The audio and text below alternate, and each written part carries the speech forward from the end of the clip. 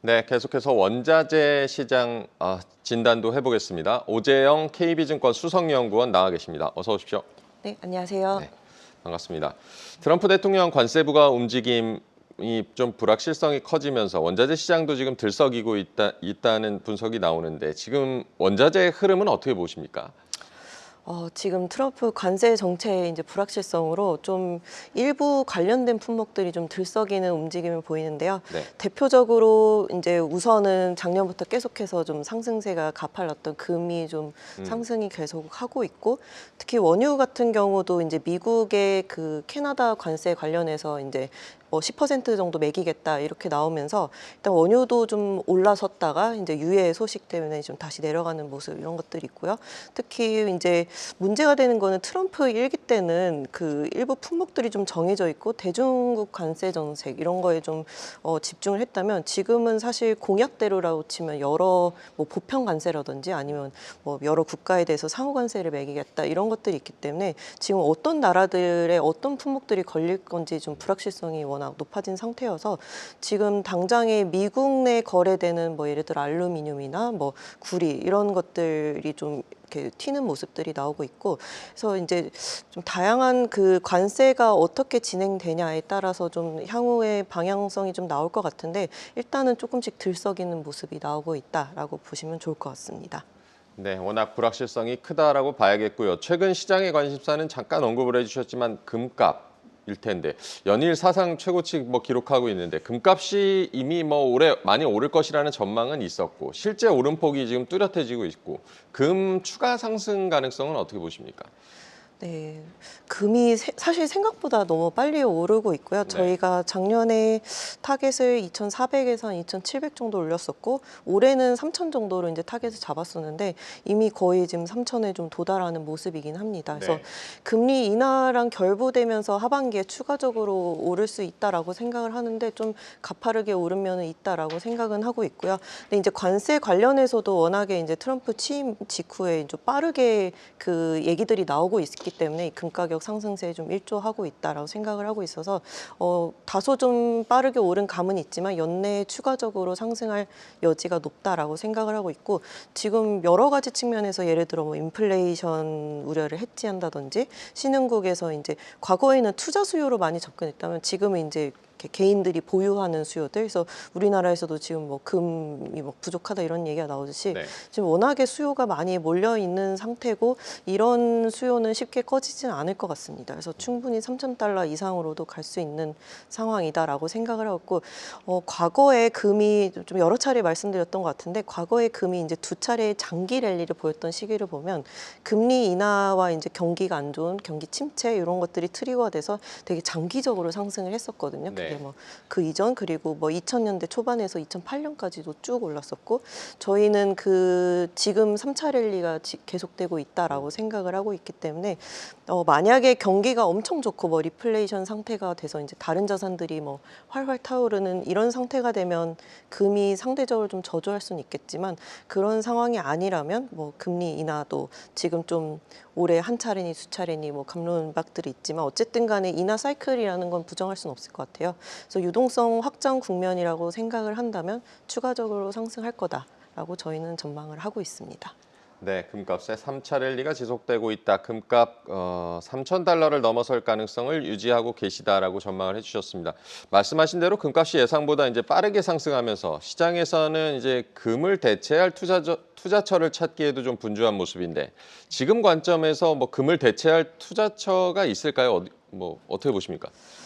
사실은 금 같은 경우는 원자재 내에서 굉장히 특수한 그 역할을 담당하고 그 외의 원자재들은 금이랑 이렇게 동행하는 원자재들이 일부 있지만 네. 좀 성격들이 다르기 때문에 사실 그렇기 때문에 더더욱 금에 대한 수요가 좀 강하게 몰린다라고 보시면 좋을 것 같고, 지난번에도 좀 잠깐 말씀드렸는데 은이 사실은 금이랑 같이 움직이긴 하잖아요. 근데 네. 이제 금이 좋다고 보는 이유는 여러 가지 경기 충격이나 이제 어떤 충격들이 있어 자산 가격이 빠질 때 금은 좀 빠졌다가 그 저점을 추가적으로 더 깨진 않고 그 후에 더 오르고 하면서 장기 추세를 보면 올라갈 가능성이 높은데 은 같은 경우는 이제 뭐 경기가 안 좋거나 뭐 여러 가지 뭐 관세 이런 부가 이슈가 나오면 좀 크게 하락했다가 오르기 때문에 동행하긴 하지만 장기 누적 성과로 보면 금보다 이렇게 뒤처지는 가능성이 많기 때문에 지금 경기가 엄청 좋다. 예를 들어 은 같은 경우는 40% 가까이가 이제 산업용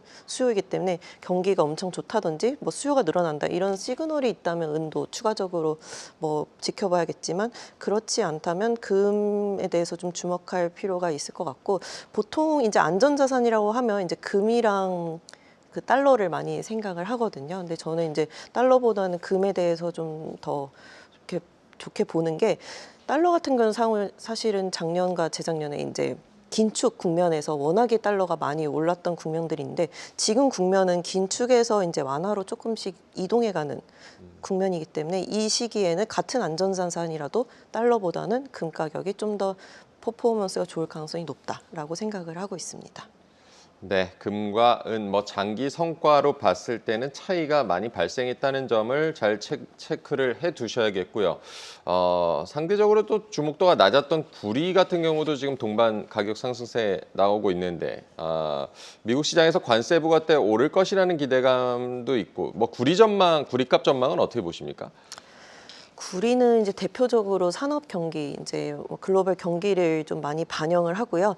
작년 초에도 비슷했던 것 같습니다. 네. 금이 먼저 오르고 그 다음에 이제 은이랑 구리가 오르면서 저는 그때 원자재 소사이클이 좀 진행되고 있다라고 생각을 했었는데 이게 기본적으로 원자재가 추세적으로 상승을 하려면 이제 금을 제외한 뭐 원유라든지 다양한 비철금속들이 추세적으로 상승하려면 대표적으로 이제 중국을 포함해서 주요 그 제조업 국가들의 제조업 경기가 되게 좋아야 되거든요. 네. 그러니까 간단히 얘기하면 중국 경기가 살아나야 된다라고 생각을 하고 있는데 지금 같은 경우는 사실 그런 상황은 아니다. 뭐 작년 초에도 그랬고, 그래서 이제 뭐 구리에 대해서는 뭐 향후 미래 그 친환경 관련해서 굉장히 중요한 역할을 한다 해서 이렇게 기대감은 높아요. 그리고 여기서 크게 빠지지는 않을 거라고 생각은 하지만 기대감이 높은 거에 비해서 이제 수급으로 측면으로 보면 작년도 그렇고 올해도 초과 공급을 전망을 하고 있거든요. 그래서 기대감이 높아서 이렇게 단기적으로 변동성은 높지만 지금 수급 문제로 봤을 때는 추가적으로 이렇게 상승 가능성이 이렇게 높진 않다라고 생각은 하고 있고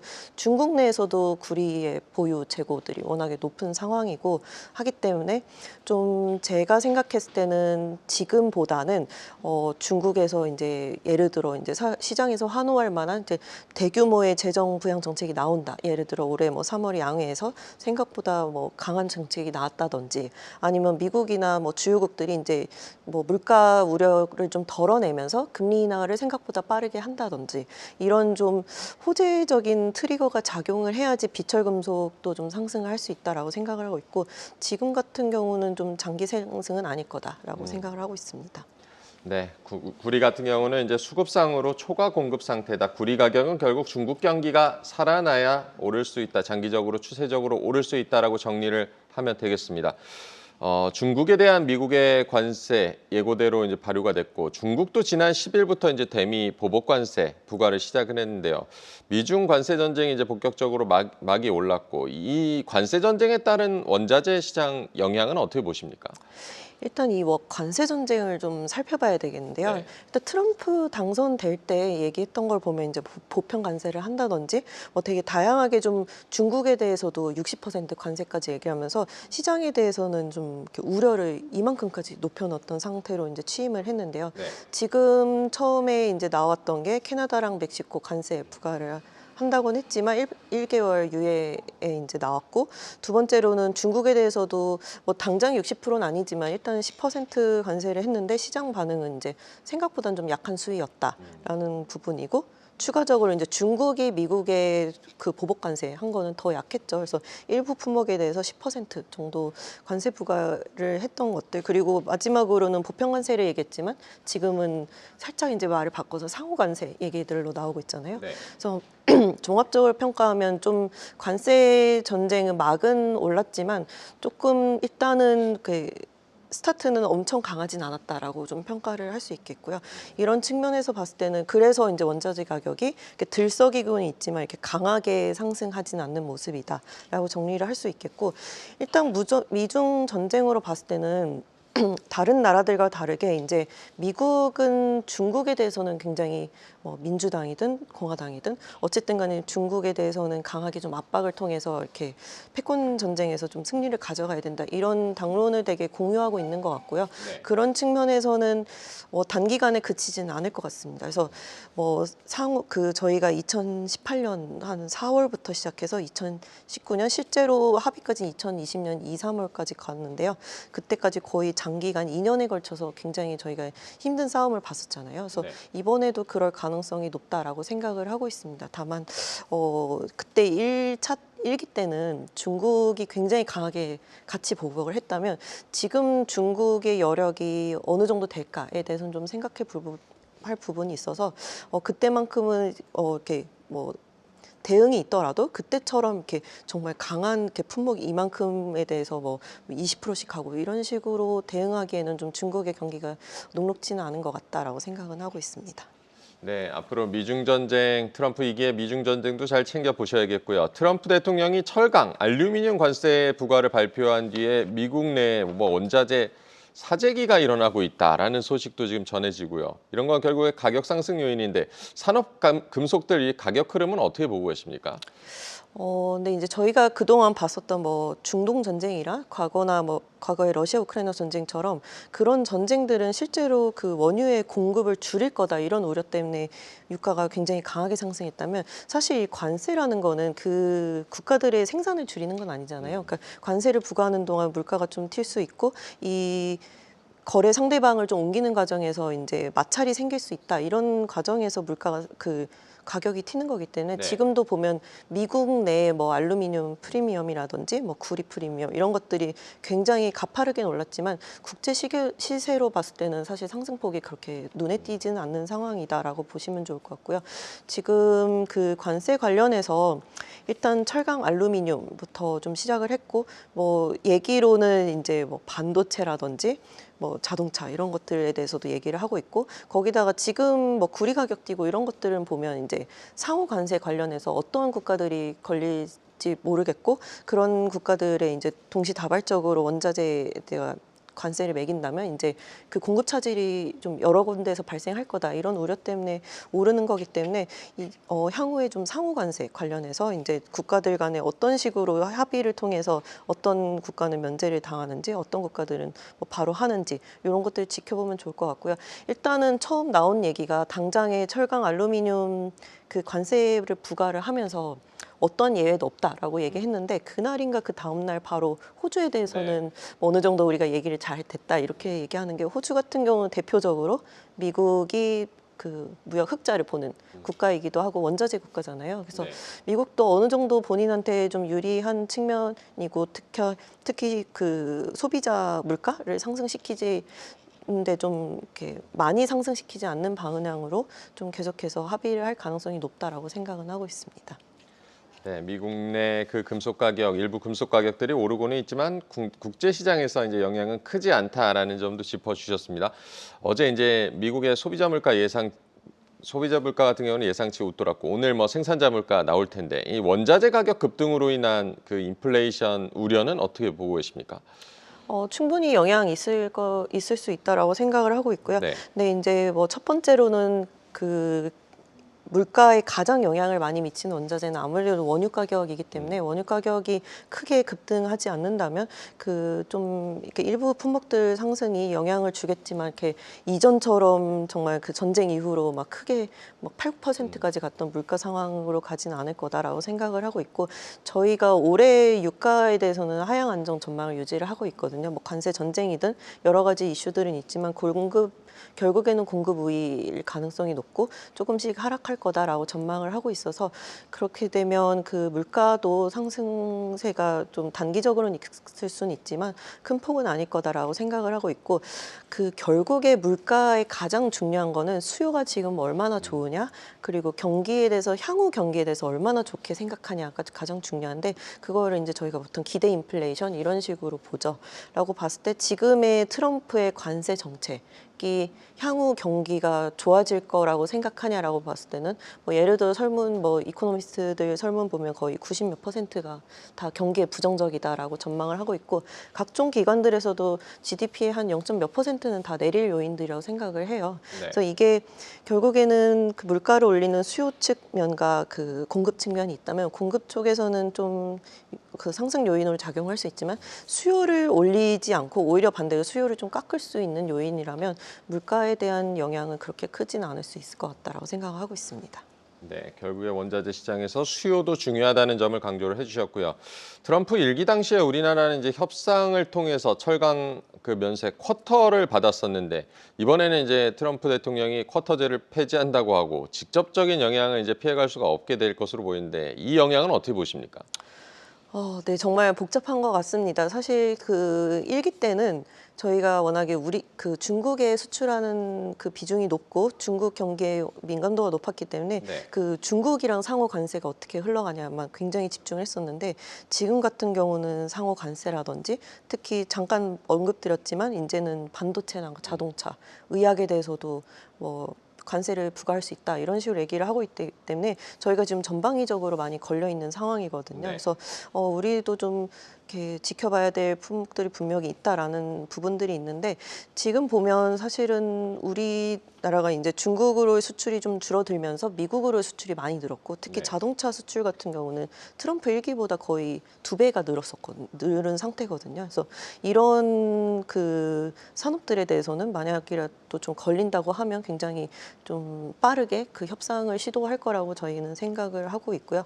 근데 이제 당연히 좀 부정적인 상황이겠지만 지금 우리나라는 이제 FTA에 좀 연관돼 있다라는 점이랑 이제 보면 우리가 이 정도로 걸린다고 하면 사실은 뭐 다 걸린다는 얘기이기 때문에 그렇게 됐을 때는 이전 그 중국이랑 관세 정책 때 상황처럼 어떤 나라에서 빠지는 것을 우리가 좀 추가적으로 들어갈 수 있는 것 그리고 어떤 품목에 우리나라가 좀 경쟁력이 있는가 이런 것들에 대해서 셈법이 되게 복잡해질 거다라고 생각은 하고 있습니다. 네, 트럼프의 관세 부과에 맞서서 우리나라도 잘 대응을 해야겠고요. 트럼프 대통령이 철강, 알루미늄 외에 석유나 가스 등 뭐 광범위한 품목에 관세를 부과하겠다고 이제 공언을 하고 있는데 이런 부분에 대한 영향은 어떻게 보십니까?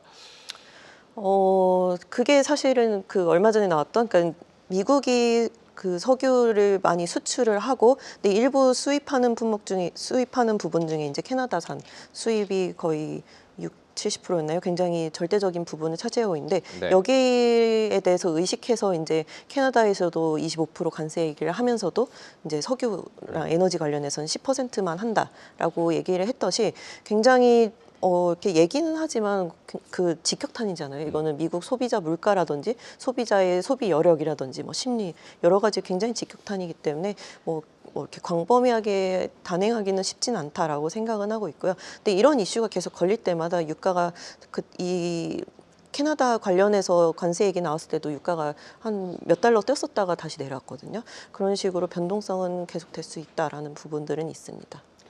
네, 앞으로 또 어떤 부분으로까지 이제 트럼프의 관세 전쟁이 퍼져 나가는지도 잘 챙겨 보셔야겠습니다.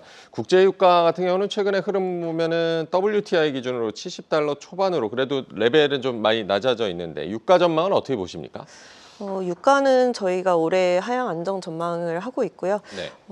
가장 큰 이유라고 하면 사실 경기가 엄청 좋은 상태는 아닌 상태인데 반면에 오펙 플러스가 이제 강하게 거의 2년간 단계적으로 감산을 이렇게 올려왔다면 올해 4월부터 처음으로 이제 감산이 완화됩니다. 그러니까 다르게 얘기하면 증산이 시작되는 해이고요. 네. 지금 시장에서 또 기대하는 거는 지금 관세 정책 얘기가 나오기 직전에 좀 얘기가 나왔었던 게 트럼프 대통령이 사우디랑 빠르게 회동을 할 것이다라는 부분들이 있었고 사우디랑 워낙에 그 바이든 취임할 때 있었던 일을 생각해 보면 원래 트럼프랑 그 오펙 국가들이랑 사이가 좋다가 이제 바이든 취임하면서 사우디랑 좀 멀어져서 그때부터 이제 오펙이 단독적으로 막 그 감산이 들어갔었죠. 네. 그래서 유가를 많이 올렸었던 측면이 있는데 트럼프의 가장 공약 중에 좀 중요했던 게 이제 여러 가지들을 보면 뭐 첫 번째로는 그 화석 연료를 부흥시키고 셰일 기업들에게 생산을 늘리도록 하겠다라는 측면이 이제 바이든이랑 좀 다른 측면이고 바이든 같은 경우는 친환경을 얘기하잖아요. 그리고 두 번째는 뭐 취임 즉시 우리가 러시아 우크라이나 전쟁 종전을 이제 중재를 하겠다. 이 부분도 지금 어제부터 얘기가 나오고 있는 상태라고 보시면 될 것 같고요. 이런 이제 세 번째는 제가 생각했을 때 이제 사우디와의 관계를 다시 좀 이렇게 완화시키면서 마침 사우디 같은 경우도 작년에 이제 사우디 아람코 추가 상장이 필요해서 이제 유가 상승에 굉장히 열을 냈었다가 지금 같은 경우는 이제 감산 완화 이런 것들도 좀 합의를 하고 있는 상황이기 때문에 이런 것들이 잘 맞아떨어지면 유가는 대체적으로 하락할 가능성이 높다라고 생각을 하고 있고요. 지금 뭐 여러 가지 측면으로 봤을 때는 수요가 많이 상승하지 않는 이상은 공급 우위일 가능성이 높다라고 생각을 하고 있습니다. 그래서 지금 한 $70 초반인데요. 저희는 올해도 그러니까 길게 보면 박스권에서 계속 왔다 갔다 할 것 같아요. 근데 이제 박스권에서 조금씩 내려가는 측면, 그래서 $60대에서 한 75 정도, 그 정도에서 좀 움직일 가능성이 높다라고 생각을 하고 있습니다. 네, 국제유가가 박스권에서 하향 안정화되는 흐름을 보일 수 있다. 국제유가 시장의 이 정치적인 움직임도 잘 챙겨보셔야겠습니다. 상반기 이제 원자재 투자 전략은 저희가 어떻게 세워보는 게 좋겠습니까? 저희는 계속해서 그래서 금에 대해서 좀 좋게 생각을 하고 있고요. 워낙에 요 며칠 사이에 또 너무 빠르게 올라서 좀 조심스럽지만 올해 내엔 또 계속해서 긍정적으로 좀 볼 수 있다라고 생각을 하고 있고 원유 같은 경우는 말씀드렸듯이 좀 하향 안정 전망을 하고 있는데 이제 저희가 생각하는 경우는 결국에는 경기가 어느 정도 이제 돌아서는 트리거가 생긴다면 그때부터는 원유라든지 비철금속 차례대로 좀 상승할 여지가 있지 않나라고 생각을 하고 있고 그게 당장은 아닌 것 같아요. 그래서 좀 금리 인하도 좀 더 많이 들어가고 중국 같은 경우에서도 좀 재정 정책들이 나오면서 제조업 경기들이 살아나는 시그널들이 나왔을 때 그때는 좀 추가적으로 이런 경기 민감 원자재들에 대해서 저희가 생각하는 보수적인 투자 의견에서 좀 상향 조정할 걸 생각을 하고 있고요. 그래서 좀 상반기에는 당분간 금에 대해서 좀 더 계속해서 보자라고 생각을 하고 있습니다. 네, 올해 그래도 금에 대해서 상반기에는 금에 대해서 긍정적으로 보고 계시고 제조업이 살아날 조짐, 경기가 돌아서는 시점에는 원유나 비철금속도 눈여겨보자라고 조언을 해주셨습니다. 오늘 오재영 KB증권 수석연구원과 얘기 나눠봤습니다. 고맙습니다. 감사합니다. 계속해서 다양한 경제 이슈를 알고 싶다면 구독과 좋아요, 알림 설정 부탁드립니다. AI 캐스터 권미정이었습니다.